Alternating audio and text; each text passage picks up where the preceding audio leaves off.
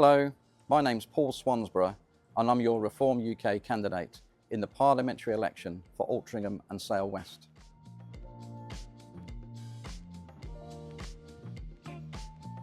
In 30 seconds, I'm a family man. I live on the border of the constituency in Flixton. I have a small family. My two daughters go to Flixton Girls' School. By trade, I'm an electrical engineer and I work in the television and broadcast industry. I've been involved in politics for over 20 years. I've stood as a candidate in multiple elections for a variety of parties, but obviously I'm standing in this election for Reform UK, and I've also been an elected member in our local authority in Worcestershire for 4 years.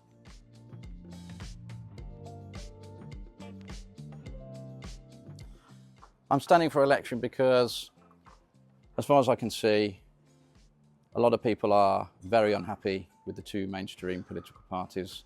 They've obviously seen 14 years of a catastrophic management of our economy. We've got 7.6 million people on waiting lists, which is an utter disgrace. From my point of view, my daughter went for a checkup the other day at our dentist. The dentist turned around and said, right, well, you're going to need a brace fitting, much to my daughter's dismay. But the waiting list is going to be 2.5 years. Now, to me, that's just unacceptable. And people are fed up of continued failure and broken promises from the two mainstream political parties. Energy crisis as well. As a family, we're struggling, really are struggling. I'm self-employed. I've seen my employment in terms of my income go down significantly over the last 2 years. We can't actually afford to go on holiday this year, again, much to my family's dismay. But I'm working hard and I'm standing on a platform because I believe that they have let us down, and the only chance we've got to turn the economy around is to elect a reform government.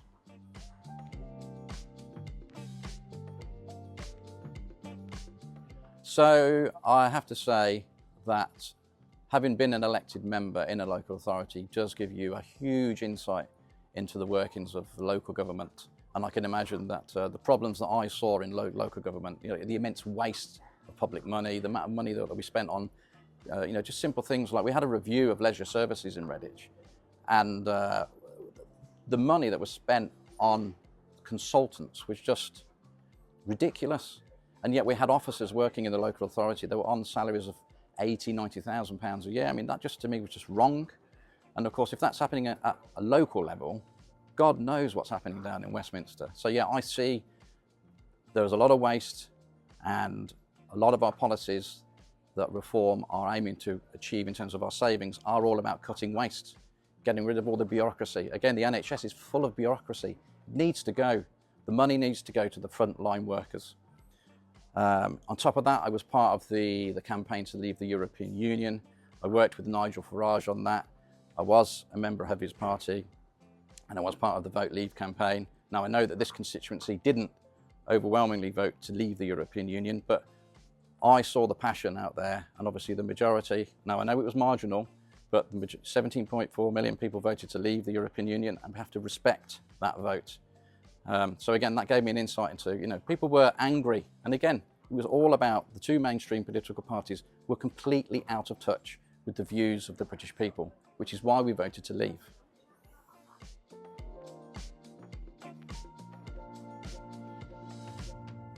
Number one, yes, is the hospital. A lot of residents have told us, while we've been talking to them in the last few weeks, that they are very disappointed at the fact that we no longer have a minor injuries unit. So yes, in terms of our mission to turn the NHS around, the hospital needs to get back up to full capacity. Secondly, we need to support small business. Obviously, we've got a thriving high street here, an amazing marketplace, but we need to get more people into the town by improving the public transport infrastructure, and also helping the local businesses by getting rid of things like business rates. That would be a massive help for any new kind of enterprise. And then thirdly, we need to tackle the issue of the proposals to build thousands of houses on the green belt, i.e. Timperley Wedge and Carrington Moss.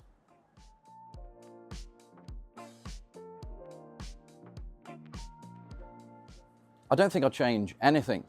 If there's one thing that has become apparent to me when, again, talking to people in the local area, is they love the fact that we've got a new transport interchange.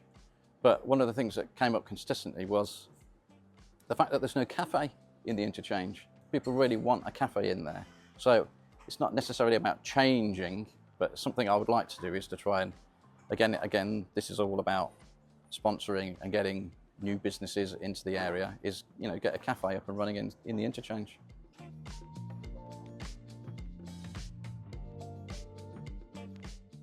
So the first thing I'd do is I'd write to every single household in the constituency, thanking the people that actually supported me at the ballot box and that have elected me as their MP for Altrincham and Sale West. And I would also include all my contact details so I'm completely accessible to every single resident.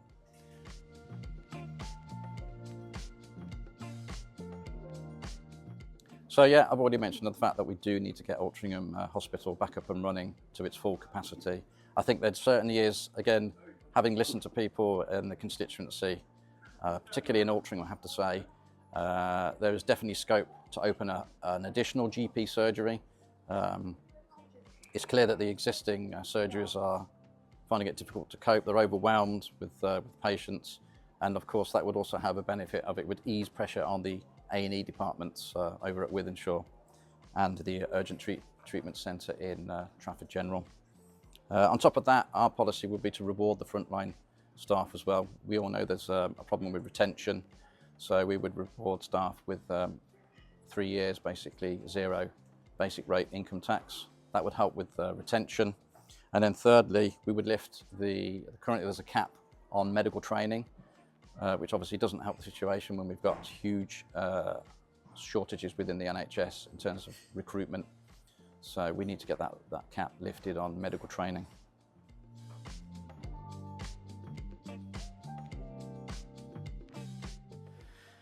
Categorically, absolutely not. And the reason being is the first thing we need to do before we think about building thousands of houses is we need to tackle the population growth.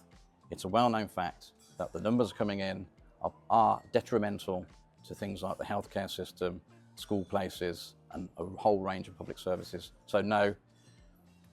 We also know that the plan from the Greater Manchester Combined Authority, having taken 10 years, is no longer fit for purpose, and therefore, I know I'm criticised for this, and I know it's taking a long time, but it does need a short, sharp review. Simply building thousands of houses without having infrastructure in place just doesn't work, and it's not what the residents want either.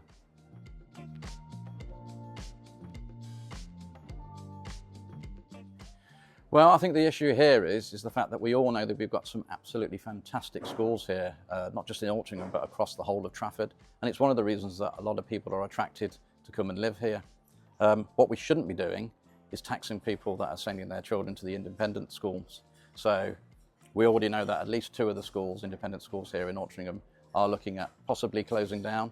Now that obviously would be catastrophic for the local area and for the pupils themselves, because it then means they would be obviously had to have no choice but to go into the already oversubscribed state schools. So it's obviously, you know, a big issue that needs to be tackled, but taxing people, hard-working people that want to send their children to independent schools is not the way forwards.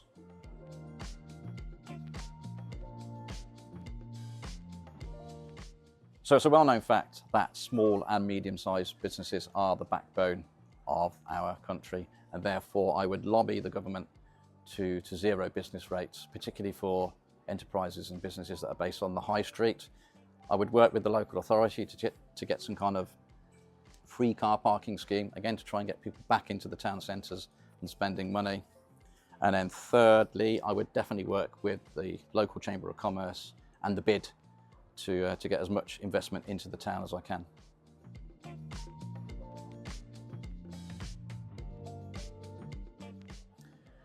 Well, I have to say, I ran in the local elections, and I was the Reform UK candidate in Bowden ward, and I was absolutely disgraced at the state of the roads in Bowden. I cannot believe that the Labour-run local authority has let the roads get to the level they are today. It's an absolute disgrace. But one thing I will say is it's not entirely their fault. The core problem is the funding from central government has been going down and down and down and down, which means the only choice that local authorities have to raise funds is to keep pushing up your council tax. Now, this is completely wrong, and therefore the only way to get the potholes fixed is to review the funding from central government.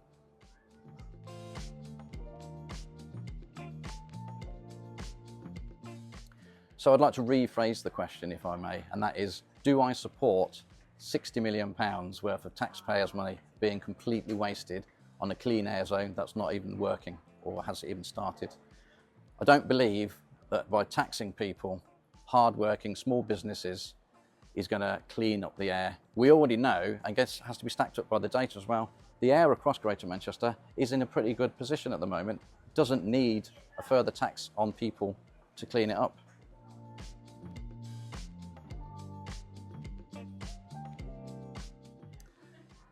Well, this is a no-brainer for me. It has to be Winston Churchill. This man stepped up to be the Prime Minister at a time when no other person in the House of Commons wanted the job. He fought against the fascists that wanted to take over Europe, and as far as I'm concerned, he saved our country and the world.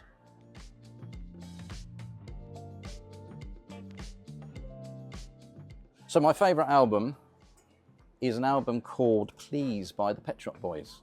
I am a child of the 70s, and obviously I was in the heydays of the 80s. Obviously when bands like the Pet Shop Boys were coming about, and it's got some classic tracks like West End Girls, Suburbia, and Opportunities. It's just it inspired me.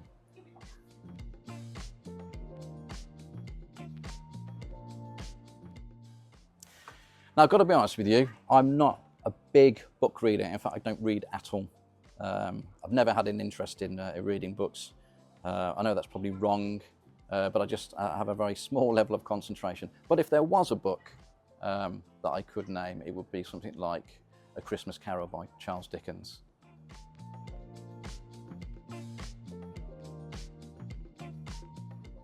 So again, this is quite an easy one for me.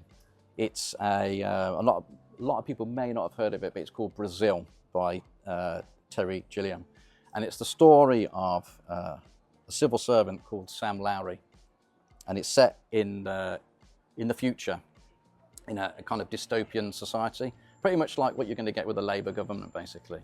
Massive state control. And he works in the civil service. One evening he has a dream of this woman, and it's about his mission to find this dream and escape from this society. It's loosely written on, or based around George Orwell's 1984.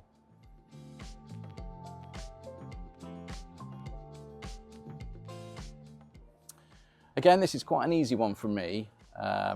It's only next door, and it's the Con Club, and I'm slightly biased here because I know one of the guys that works there, because I met him when I was working on the construction of Media City over at Salford Quays. He used to work in the Lime Bar. I walked in here one day and I couldn't believe it that he was working here. But apart from obviously the personality, the food and the drink is absolutely fantastic.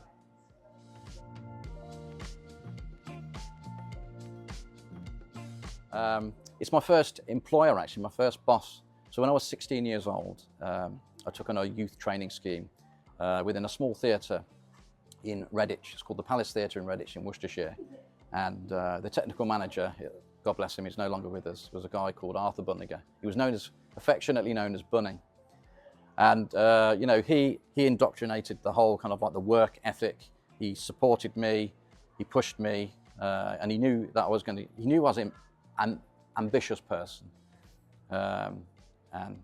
He gave me a good start in life, and he was a classic working man as well. He was a big Labour voter, Labour supporter, but God bless him.